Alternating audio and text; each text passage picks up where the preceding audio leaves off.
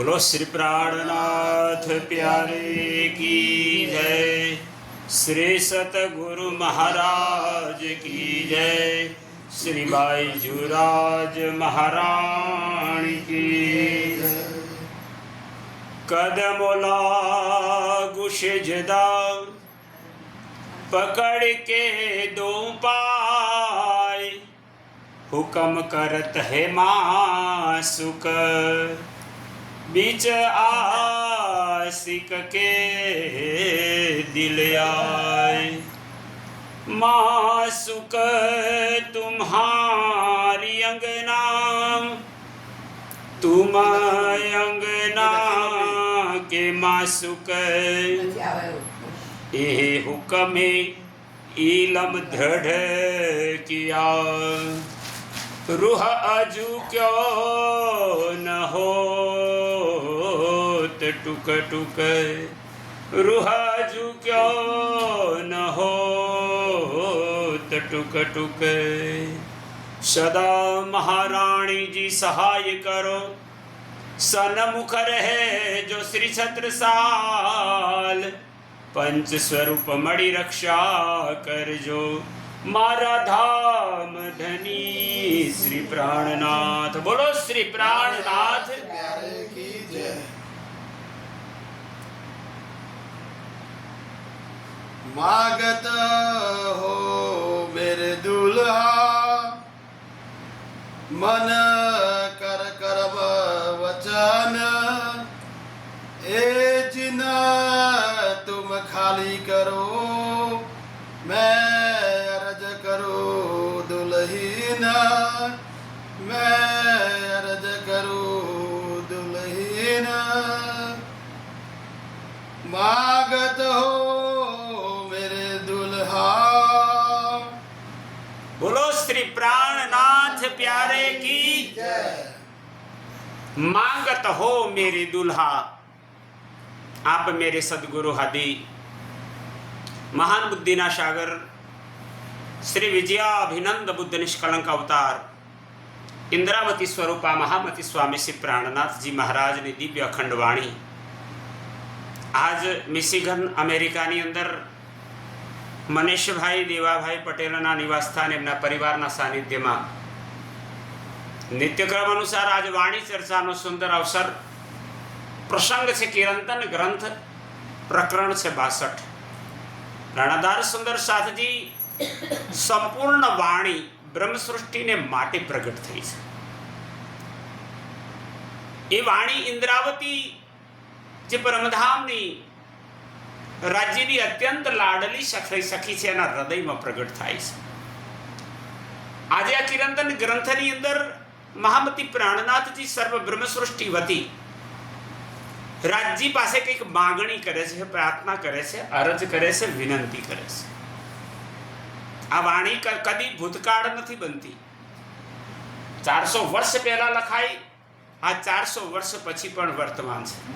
आ वाणी जेने अनुसरे छे एना माटे छे। अत्यारे आ परिवार ज प्रार्थना करे छे। आपणे एवो भाव लेजो के आ इंद्रावतीए तो 400 वर्ष पहला राज्यने प्रार्थना करी। आजे मारे आज प्रार्थना करवी छे। जे प्राणनाथजीए माग्યું એ મને આપજો। એ પ્રાર્થનાને સુંદર પ્રસંગ આજે આપણને સાંભળવા મળ્યો છે। તો મહામતી શ્રી પ્રાણનાથજી મહારાજ આ વાણીની અંદર કહે છે, માગત હો મેરે દુલ્હા। શ્રી રાજજી મહારાજ કે છે લગ્ન કરીને આવે ને ત્યારે પહેલી એક રાત્રિ એવી હોય છે જેને સુહાગની સૌભાગ્યની રાત કહી છે। કોઈ પણ નવોઢા નવપરિણીત कन्या पोताना पतिनी पासे एक महान अपेक्षा, एक मागणी लईने आवे छे। आशा राखे छे के मारो पति मारी मनोकामना पूर्ण करे। आम तो आखी जिंदगी एमनी इच्छा पूरी, पण पहलो दिवस छे ने एनी विशेषता छे।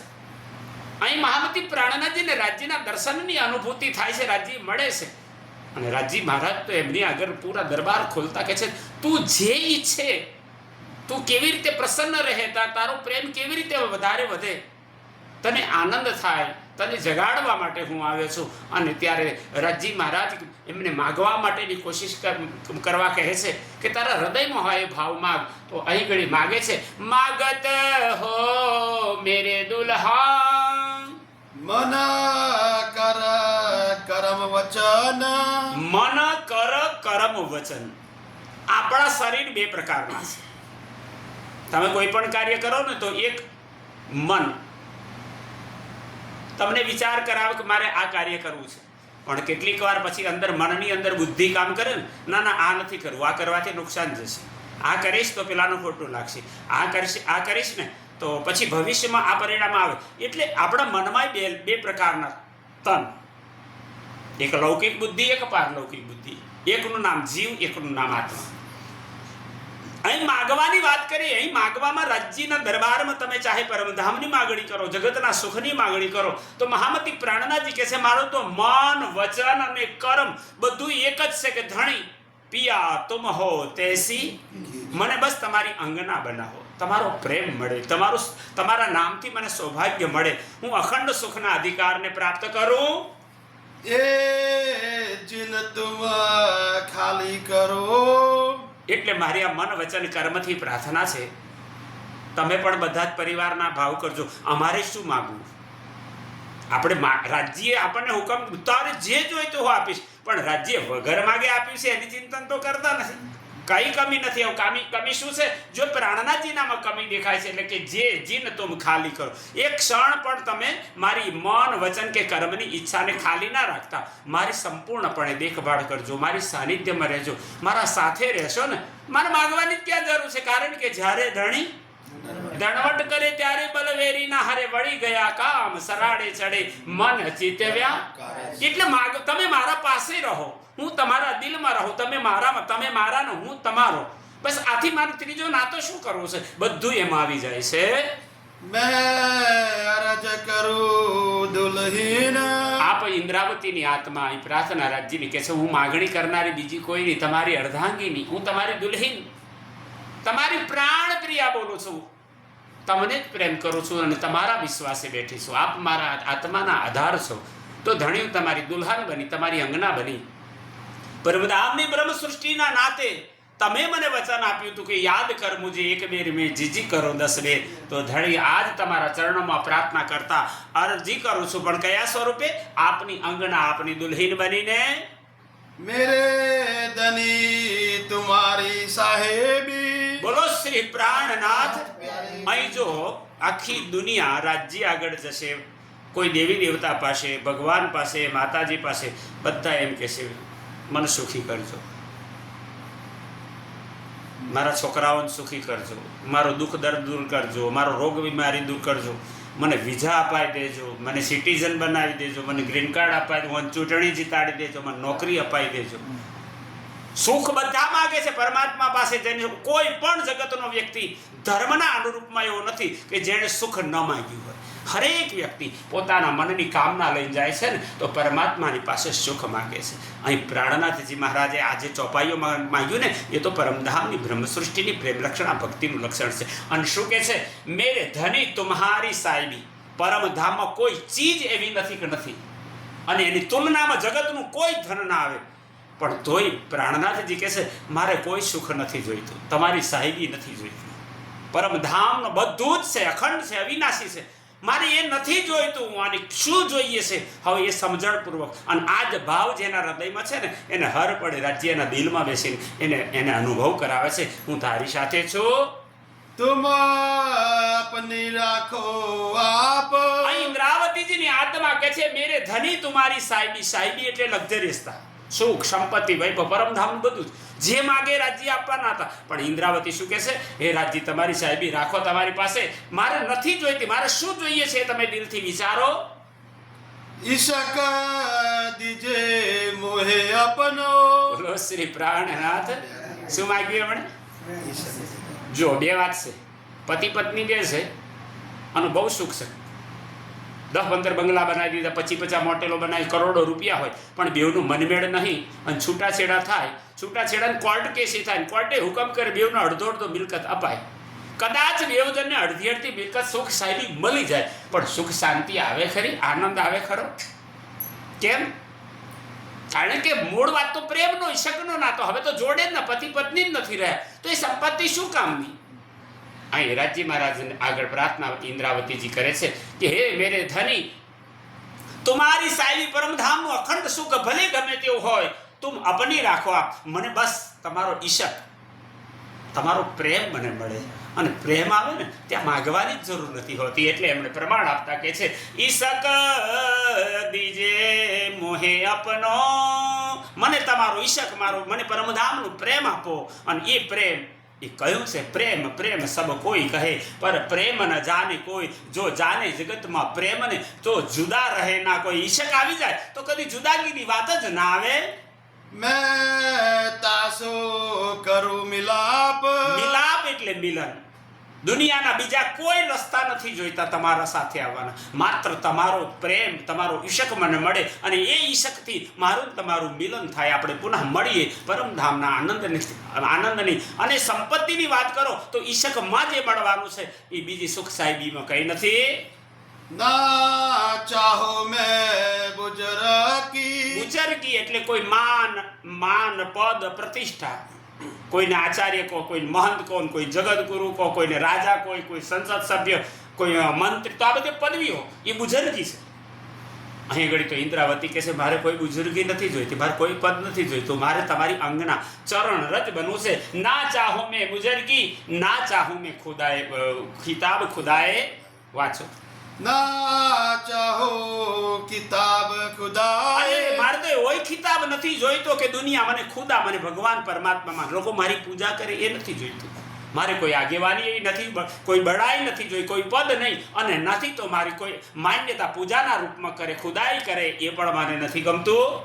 ઈશક દીજે મોહે અપના. હે રાજજી, જો તમને મારી ઉપર કૃપા કરવી જ હોય તો મને તમારો પ્રેમ આપો. એ પ્રેમ મને પરમધામ સાથેનો અત્યંત આનંદ મારા હર પળ હર મારા હૃદયમાં પ્રગટાવશે. મોહે અહિસો મુદાય. બસ મારે તમને પ્રેમ કરવો છે, તમારો પ્રેમ મારે સંપાદિત કરવો છે. આ જ મારો મુખ્ય મુદ્દો છે. જગતના સુખોની મારી કોઈ કલ્પના નથી.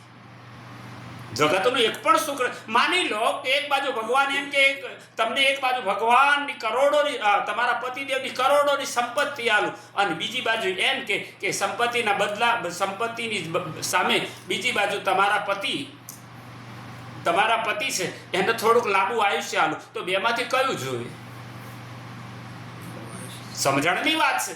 જો પ્રેમ હશે પતિથી તો એમ કે છે સંપત્તિ નહીં આલો તો ચાલશે, મારા પતિને દીર્ઘાયુષ્યમાં એમને લાંબુ આયુષ્ય આપો. અને જો પતિથી પ્રેમ નહીં હોય તો પતિ તો કાલે મરી જવાનો છે, કશો વાંધો નહીં, પણ સંપત્તિ હશે તો હું જીવી જઈશ, પોતાનો સ્વાર્થ આવશે. અહીં મહામતી પ્રાણનાથજી એટલે કે છે, અહીં સંસારની અંદર કોઈ પણ વસ્તુ ઈશકથી મોટી નથી. હે રાજજી, આપવું હોય તો મને ઈશક આપજો. ઇલમ ચાતુરી ખૂબી અંગ કી. બોલો શ્રી પ્રાણનાથ. જુઓ, હવે હજારો લોકોની માન્યતાનો પ્રશ્ન છે. આ જાહેરમાં ચર્ચા નથી કરતો, તમારે હવે સાંભળવા જેવી વાત છે. આજ પ્રસંગ આવી ગયો, મેં પાન ખોલ્યું, ઈચ્છતો તો કોઈ સારો પ્રસંગ આવે કે આ પરિવાર માટે છેલ્લું પ્રવચન મારું હોય, અમેરિકામાં આવેલાની મારી યાદગીરી હોય, તો પરમધામ અને રાજ્યના દર્શનમાં શું નડે છે? શાના કારણે રાજ્ય નથી મળતા?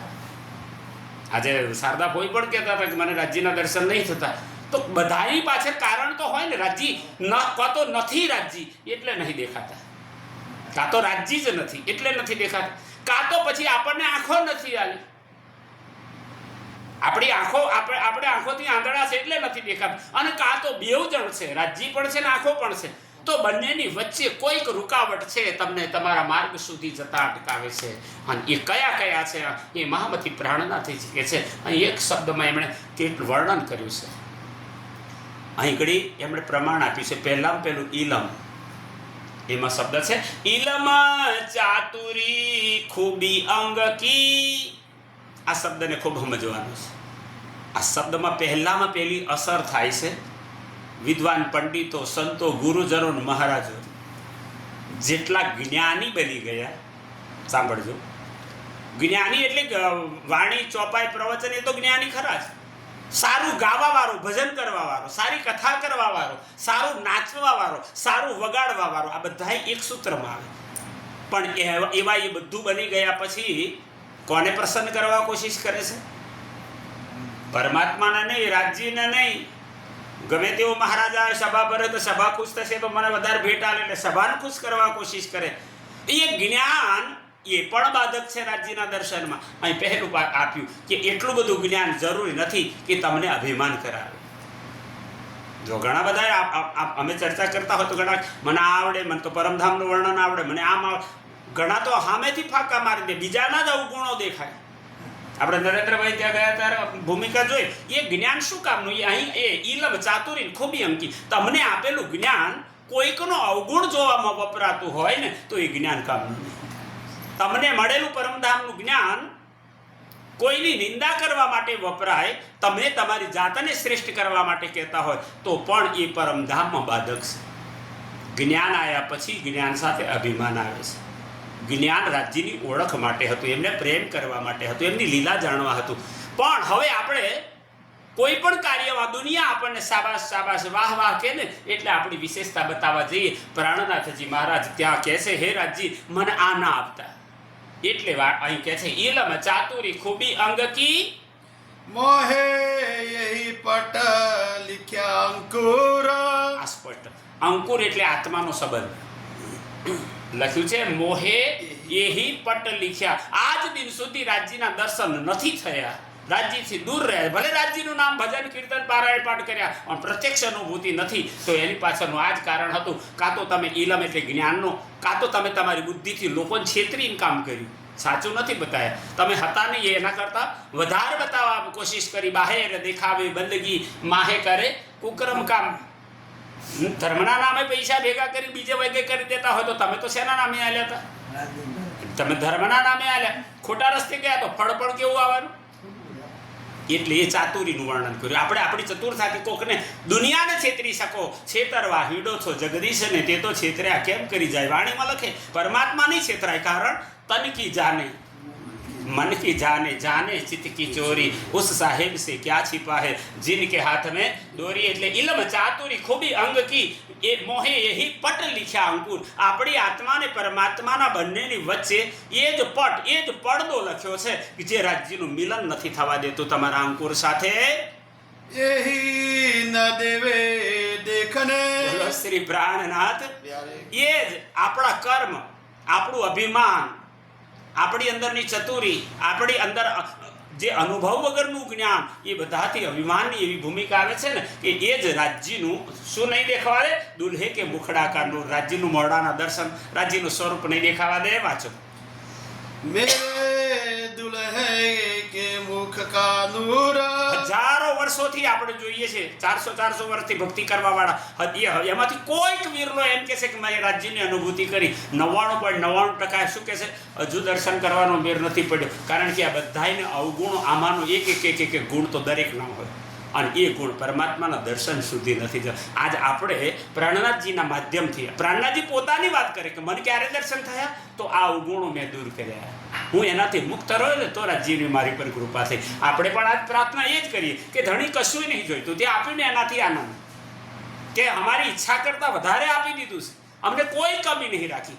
તમે હરપડે અમારી પર દ્રષ્ટિ, શરીર સારું, મા બાપ હારા છે, પતિ પત્ની હારા, પત્ની ઘેર બાળકો, સમાજ, કુટુંબ, નામ, પ્રતિષ્ઠા બધું આવ્યું. બસ હવે શું માંગુ? બસ તમારી કૃપા, દયા, તમારો પ્રેમ મળે ને, ઈશક મળે, મારું જીવન સફળ થાય. બસ એક તમારા દર્શન નિત્ય થયા કરે. આ પ્રાર્થના હાથે મહામતી પ્રાણનાથજી મહારાજ કે છે યહી અંકુર યહી ન દેવે દેખને મેરે દુલ્હે કે મુખડા કા નૂર. આજ સુધી લોકોને રાજ્યના દર્શન નહીં થવાના કારણ અહીં મહામતી પ્રાણનાથજી બતાવે છે. બસ અવગુણ કાઢે ગુણ ગ્રહે. તમે આટલા અવગુણ કાઢી નાખો, હારા ગુણનો સ્વીકાર કરી લો, નિત્ય રાજ્યના દર્શન થશે. એહી અંકુર સાત કારણ.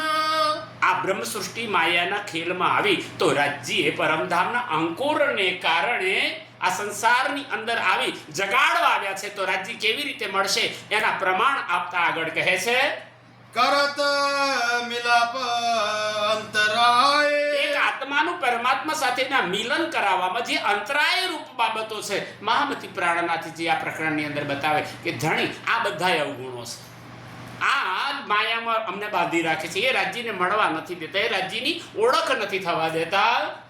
ના તો એકે આહે ઇન પિયા કી. पिया की બોલો શ્રી પ્રાણનાથ. प्यारे की जय। સાંભળવા જેવી વાત છે, બહુ જ અઘરો પ્રશ્ન છે. ना तो ये क्या है? આટલું બધું આપણે વર્ણન સાંભળ્યું ને, તો અહીંગળી ઇન્દ્રાવતીજી કહે છે ના તો એકે આહે ઈન પિયા કી દેવે બ્રહ્માંડ ઉડાય. બ્રહ્મ સૃષ્ટિને માટે રાજ્ય તડપે છે.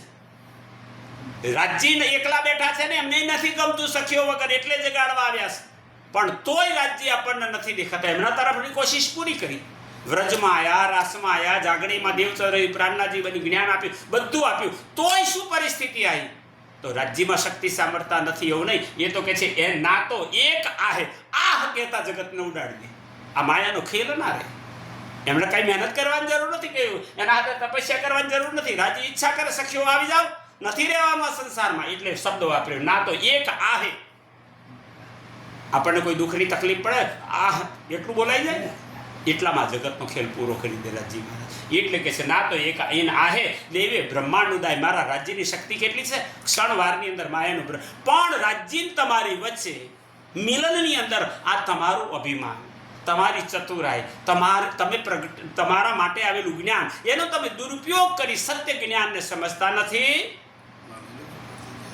હા તો એ देवे બ્રહ્માંડ देवे ब्रह्मांड उड़ाए દેવે બ્રહ્માંડ ઉડાય. બોલો શ્રી પ્રાણનાથ. આ મહામતી પ્રાણનાથજી કે છે રાજ્ય પાસે તો અનંત શક્તિ છે. ધારે એક સેકન્ડમાં માયાનો ખેલ પૂરો કરે. અને ઇન્દ્રાવતીજી એ વાતને કહેતા કહે છે બસ મારે કાંઈ નથી જોઈતું, મારે તમારી સાહેબી પરમધામના સુખ એ તો મારા છે ને, મને તમે આપવાનો છો. તમારો પ્રેમ મળશે ને તો મને મળવાનું છે. તમારો પ્રેમ જરૂરી છે. તમારા પ્રેમ વગર તો કશું કામનું નથી. આપણો બસ રાજ્ય માટેનો પ્રેમ સદા ટકી રહે. જેના પ્રેમ ના ટક્યા તો એમનો વિશ્વાસ ડગ્યો તેઓ હોદવા નીકળ્યા. હોદવા ગયા તો નવું શોધતા ગયા. આવું સાચું છે, પેલું સાચું છે, આ મંત્ર હશે, પેલો મંત્ર હશે, આ મહારાજ હારું, આ ધામ હારું. તો રાજ્ય ક્યાં? આમાં તો ક્યાંય રાજ્ય રહ્યા જ નહીં. આ તો અભિમાન લડી રહ્યું છે, માન પ્રતિષ્ઠા લડી રહ્યું છે. તમે બધા એમ કહો કે આ મારા શિષ્યો, તો પછી રાજ્ય ના કહો. કોઈ મહારાજ આવીને એમ કે તમે મારા શિષ્યો, આમ તમે બીજા પાસે કેમ જાઓ? એવું કહેનારા જઈને પૂછો કે તું એમ કહો કે મારા, તો આમાં રાજ્યના કયા? બધા જ એમ કહેવા જોઈએ અમે રાજ્યના છે. એને કોઈ વાડો, એને ત્યાં ભેદ, એને કોઈ અભિમાન અને એ નથી. કરાણા સુંદર સાથ જે હમણાં આપણે 5 ચોપાઈઓનું દેવાભાઈ પટેલ સાકરોડિયા નિવાસી અને એમના સુપુત્ર મનેશભાઈ પટેલ અને જિજ્ઞાબેનના નિવાસ સ્થાને હમણાં જ વાણી ચર્ચામાં 5 ચોપાઈઓને આપણે શ્રવણ કરતા હતા. બહુ મહત્વની પ્રસંગ છે. આપણે પણ પ્રાર્થના કરી કે હે રાજજી તમે અમને બધું જ આપ્યું, તમે બસ અમારી ઉપર કૃપા કરો, આપનો પ્રેમ સદા મળતો રહે અને એ પ્રેમથી અમે અમારા આત્મશક્તિને અમે પ્રબળ બનાવીએ, તમારા દર્શનને અનુભવીએ અને આ પ્રસંગને વિરામ આપીશું. બોલો શ્રી પ્રાણનાથ પ્યારે કી પ્રણામ.